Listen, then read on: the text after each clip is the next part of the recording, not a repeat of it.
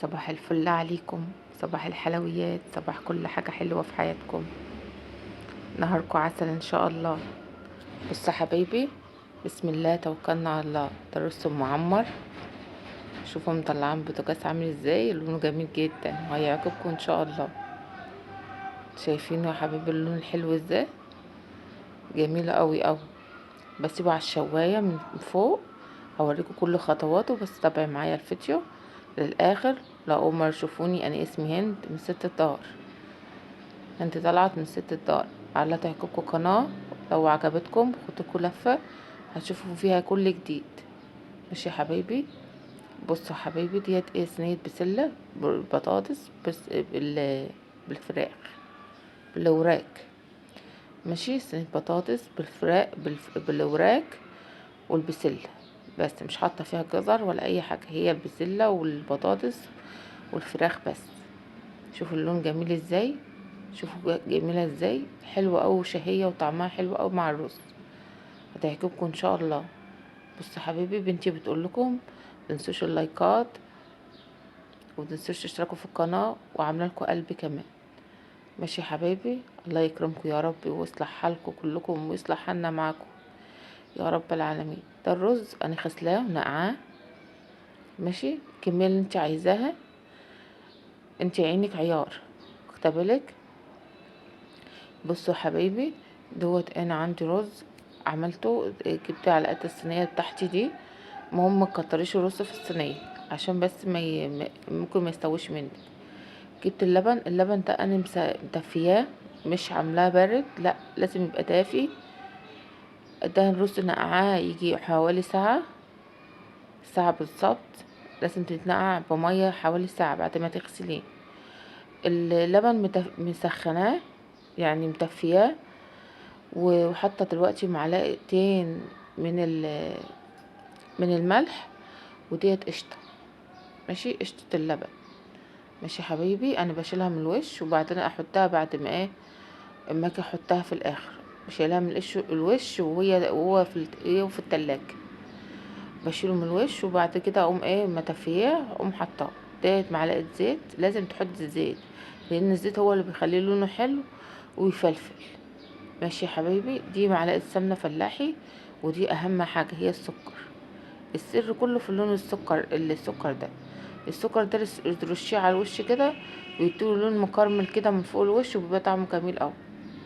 ماشي يا حبايبي، هنقلب بقى شويه عشان نسقي بس الرز في قلبه. لازم نقلب التقليبه دي شويه، وهنسيبه بقى منقوع، يعني هنركنه على جنب كده حوالي ساعه.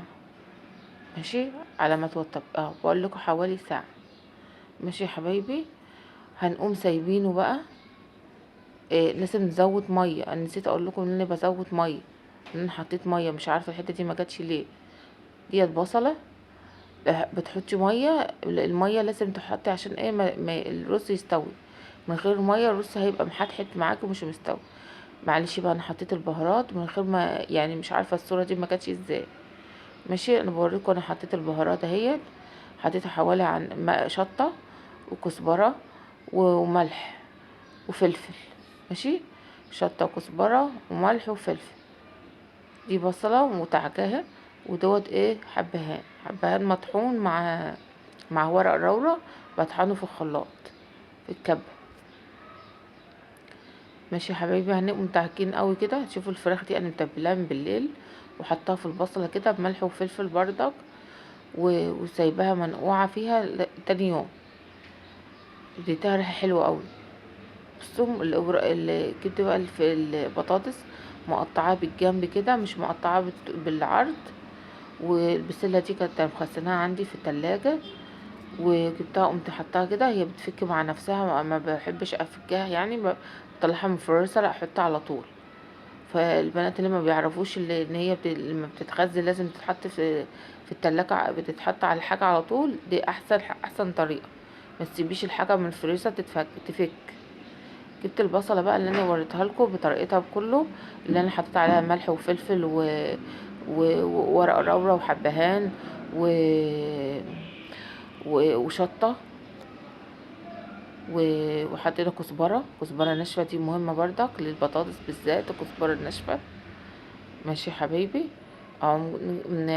الفراخ كان فيها اصلا تتبيلة، فقمت حطيت عليها حبة كمان من فوق الوش.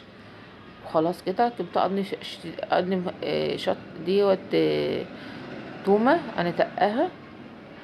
وقرن الشطيطة دي قرن شطيطة مخلل، بتديله ريحة حلوة، لكن هي ما بتعملش حاجة للحرقان يعني، ولا حاجة ان هي بتبقى حرقة، لا مش هتبقى سبايسي ولا حاجة، بس هتديلها ريحة حلوة.